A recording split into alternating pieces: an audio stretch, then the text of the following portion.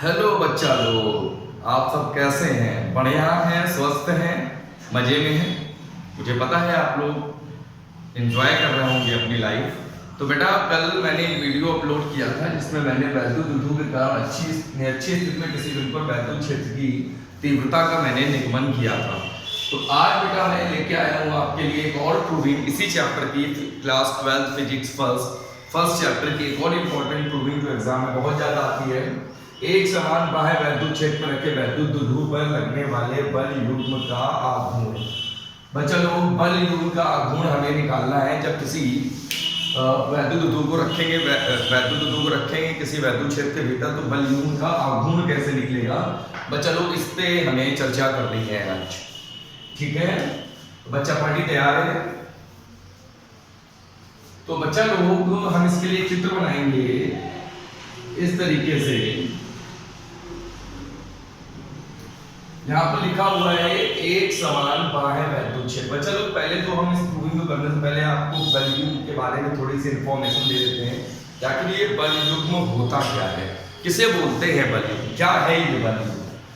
तो बच्चा लोग, जैसे आपके पास कोई एक रॉड है, एक कोई छड़ है, उस पर दो बल लग रहा हो, एक बल इधर लग रहा हो, एक बल इधर लग रहा हो, दो बल लग रहे हो इस तरीके से। दोनों बलों की खासियत क्या है? दोनों बल परिमाण में बराबर हैं, दिशा में विपरीत हैं और एक दूसरे के समांतर हैं। Equal magnitude, opposite direction and parallel. Third and fourth is कि वो दोनों फोर्सेस जो हैं वो अलग अलग पॉइंट पे लग रहे हैं, एक ही पॉइंट पे नहीं लगने चाहिए। तो ये जो पूरा समायोजन होता है इसे बोलते हैं बल युग्म। क्या बोलते हैं बच्चों? बल युग्म बोलते हैं इसे। जब दो बल एक ही क्षण पर, दो बल विपरीत दिशाओं में, परिमाण में बराबर, एक दूसरे के समांतर, अलग अलग बिंदुओं पे लगे हों, तो इसको बोलते हैं बल युग्म। ठीक है, और बल युग्म का गुण क्या होता है बच्चा लोग? बल युग्म का आघूर्ण। तो बल युग्म का आघूर्ण बच्चा लोग, जब हमें यहाँ निकालना भी है बल युग्म का आघूर्ण, तो इस प्रूविंग को समझने से पहले आपको बल युग्म समझना पड़ेगा। तो बल युग्म का आघूर्ण होता है बल इनटू दोनों बलों के बीच। एक तो बल लेते हैं, बल इनमें से कोई भी ले लो, F ले लो, चाहे ये F ले लो, F इनटू दोनों बलों की क्रिया रेखाओं, लाइन ऑफ एक्शन, दोनों बलों की क्रिया रेखाओं के बीच की लंबवत दूरी। ये दूरी अगर आप r ले लेते हैं तो यहाँ पर हो जाएगा r। ये हो गया बल युग्म का आघूर्ण। तो यहाँ पर क्या था कि दो बल थे, मैंने बल युग्म आपको बता दिया। बल युग्म का आघूर्ण निकालने के लिए हम लोग क्या करते हैं? दोनों बलों में से किसी एक बल का परिमाण लेते हैं, मैग्नीट्यूड लेते हैं, इनटू दोनों बलों की जो क्रिया रेखाएं, लाइन ऑफ एक्शन है, उनके बीच की लंबवत दूरी लेनी होती है। और इस तरीके से जब इसका प्रोडक्ट करते हैं, गुणा करते हैं, तो बल युग्म का आघूर्ण निकल के आ जाता है। अब बच्चों, हम लोग प्रूविंग पे आते हैं। बल युग्म सभी को समझ में आ गया होगा, सभी बच्चा लोग एंजॉय कर रहे हैं वीडियो को, अंत तक जरूर देखें। तो सबसे पहले प्रूविंग में बता देता हूं क्या लिखी हुई है। एक समान बाह्य वैद्युत क्षेत्र, यानी बाह्य वैद्युत क्षेत्र जो है वो एक समान है। तो ये पैरेलल लाइंस एक समान वैद्युत क्षेत्र को प्रदर्शित कर रही है। बाह्य वैद्युत क्षेत्र में रखे वैद्युत द्विध्रुव पर लगने वाले बल युग्म का आघूर्ण। मैंने वैद्युत द्विध्रुव ले लिया, ये मैंने वैद्युत द्विध्रुव ले लिया। ये है -q, ये है +q, ये a है, ये b है, और दोनों पॉइंट्स के बीच की डिस्टेंस कितनी होती है बच्चा लोग? 12। पिछले वीडियोस वैद्युत द्विध्रुव से रिलेटेड ही मैं सारे वीडियोस बना रहा हूँ।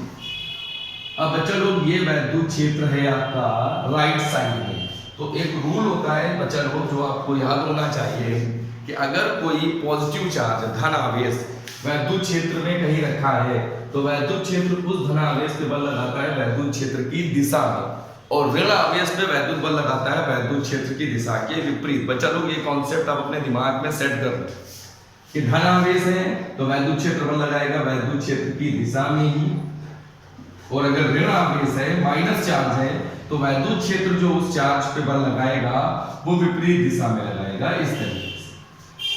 क्या बच्चा लोग समझ आ रहा है सभी को? धन आवेश पे बल लगता है वैद्युत क्षेत्र की दिशा में, ऋण आवेश पे बल लगता है वैद्युत क्षेत्र की दिशा के विपरीत। धन आवेश पे वैद्युत क्षेत्र की दिशा में, ऋण आवेश पे वैद्युत क्षेत्र की दिशा के विपरीत। ये आपको याद रखना है इस प्रूविंग को करने के लिए। और आपको ये चीज तो पता ही है कि किसी भी वैद्युत क्षेत्र में अगर कोई चार्ज आप ले जाके रखते हैं, कोई आवेश आप ले जाके रखते हैं, तो वो वैद्युत क्षेत्र उस आवेश पे बल लगाता है, वो फोर्स अप्लाई करता है। वो फोर्स किस डायरेक्शन में होगा वो डिपेंड करेगा कि चार्ज किस नेचर का है, पॉजिटिव है कि नेगेटिव। पॉजिटिव है तो वैद्युत क्षेत्र की दिशा में बल लगेगा, नेगेटिव है तो वैद्युत क्षेत्र की दिशा के विपरीत। अब अच्छा लोग एक फॉर्मूला हम लोगों ने पढ़ा है इसमें, E = F/Q। शुरुआत में ये आपने पढ़ा होगा, E = F/Q। तो F क्या होगा, E/Q। तो बच्चा लोग यहाँ हम लोग ये चेक करेंगे क्या ये लगने वाला बल और यहाँ पर ये लगने वाला बल क्या ये बराबर है दोनों, क्या ये दोनों, क्योंकि हमें बल युग्म को देखना है, क्या यहाँ बल युग्म में जनरेट हो रहा है। तो बच्चा लोग देखो F E/Q। E के बारे में क्या बोला गया है कि एक समान बाह्य वैद्युत क्षेत्र है, तो E जब एक समान है तो यहाँ पर भी E की वैल्यू वही होगी, यहाँ पर भी E की वैल्यू वही होगी। तो E की वैल्यू दोनों जगह सेम, तो E एक जैसा हो गया। Q देखते हैं, यहाँ भी मैग्नीट्यूड परिमाण देखेंगे तो यहाँ भी Q, यहाँ भी Q। यानी अगर आप दोनों आवेशों पे लगने वाले बल को आप निकालते हैं, दोनों आवेशों में लगने वाले बल को आप निकालते हैं, तो यहाँ से F बराबर EQ से निकलेगा। E दोनों जगह सेम रहेगा और Q भी दोनों जगह सेम रहेगा। इसका मतलब दोनों पे लगने वाला जो बल है वो कैसा होगा, एक समान होगा, दोनों बल परिमाण के बराबर होंगे, क्योंकि F EQ से E एक समान है। तो -Q जहाँ रखा है वहां पे जो वैद्युत क्षेत्र है, जहाँ पे +Q रखा है वहां जो वैद्युत क्षेत्र है वो एक समान है, और Q दोनों परिमाण में बराबर वैद्युत ध्रुव पे होते ही हैं। इसका मतलब बल बराबर, क्या अब वैद्युत बल युग्म बना रहे हैं कि नहीं ये चेक करना पड़ेगा। तो देखो दोनों बल परिमाण में बराबर हैं, दिशा में विपरीत हैं, एक दूसरे के समांतर और अलग अलग बिंदुओं पर अप्लाई हो रहे हैं। इसका मतलब ये बल युग्म बन रहा है, जो कि मैंने शुरुआत में आपको बताया था।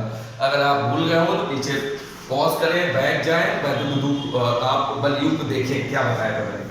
मैं रिपीट करता हूँ, किसी यहाँ पर ये बल युग्म बन रहा है। बल युग्म कैसे बन रहा है, किसी बिंदु पर ये दोनों बल विपरीत दिशाओं में हैं, परिमाण में बराबर हैं, एक दूसरे के समांतर हैं और अलग अलग बिंदुओं पर लग रहे हैं, तो ये बन गया बल युग्म। तो हमें निकालना है बल युग्म का आघूर्ण।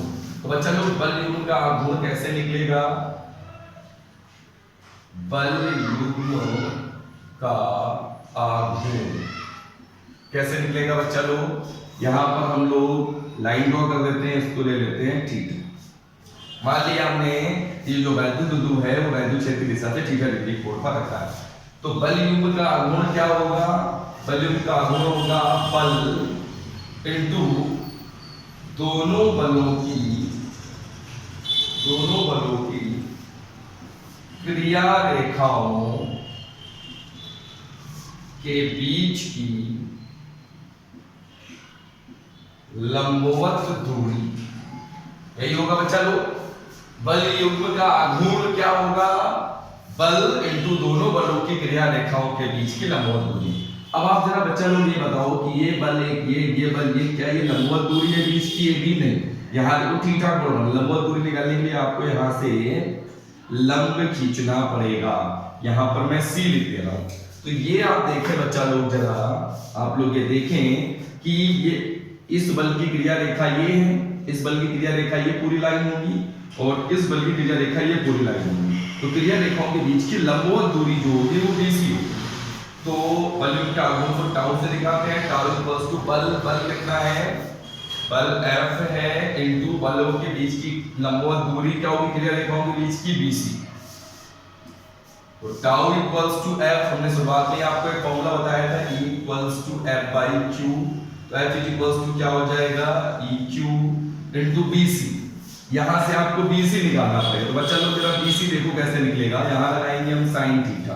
तो sin थीटा होता है परपेंडिकुलर अपॉन हाइपोटेनियस, तो लंब बटे कोण। तो लंब कितना है BC और कोण कितना है 2L। तो 2L sin theta equals to BC। तो यहाँ पर चलो BC जगह क्या आ जाएगा 2L sin थीटा। तो tau equals to Q into 12 को आप अच्छे से जानते हो, अच्छे से पहचानते हो। Q into 12 जो होता है वो P होता है, ये हो जाएगा PE sin theta. Tau equals to PE sin theta. इसको आप वेक्टर में लिखना चाहें तो ऐसे लिख सकते हैं वेक्टर में tau vector equals to P vector E vector. Tau vector equals to P vector into E vector, आप इसको ऐसे भी लिख सकते हैं। तो ये आप बच्चा लोग आपकी प्रूविंग हो गई। तो मेरे ख्याल से सभी बच्चा लोगों को ये प्रूविंग समझ में आई हो कि नहीं आई हो तो वीडियो को एक बार जरूर रिपीट करके देखें। फिर भी ना आए तो आप कमेंट करें कि मुझे ये चीज़ नहीं समझ में आई है, मैं उसको दोबारा से वीडियो बना के क्लियर करूंगा। और आप जिस टॉपिक पे वीडियो देखना चाहते हैं, फिजिक्स या केमिस्ट्री का जो टॉपिक आपको टफ लगता हो, जिस पे आप वीडियो देखना चाहते हैं, वो टॉपिक आप नीचे कमेंट में लिखें, मैं नेक्स्ट वीडियो उसी टॉपिक पे बनाऊंगा। तो आज के लिए बच्चा लोग इतना ही रखते हैं।